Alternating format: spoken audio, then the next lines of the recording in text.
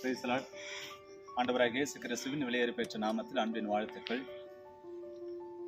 ஒரு நிலமானது சிறப்பான தரமான ஒரு விளைச்சலை கண்டடைய வேண்டும் என்று சொன்னால் அந்த நிலம் ஏர் முனையில விடப்பட்ட நிலம் போல காணப்பட வேண்டும்.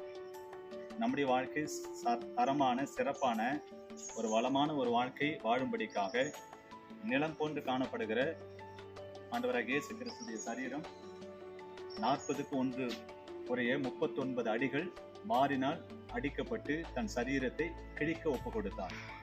ஏன் அவர் சரீரத்தை கிழிக்க ஒப்பு கொடுக்க வேண்டும் என்று சொன்னால், நாம் இந்த சமுதாயத்துல தரமான சிறப்பான நல்ல வாழ்க்கை வாழும்படிக்காக ஆண்டவராகிய இயேசு கிறிஸ்து தன்மேல் அந்த அடிகளை ஏற்றுக்கொண்டார். வேதம் சொல்லுகிறது, அவருடைய முதுகு ஏர் முனையில விடப்பட்ட நிலம் போல காட்சி கொடுக்கிறதாம். அத்தனை பாடுகள் நமக்காக அவர் ஏற்றுக்கொண்டார். ஏன்?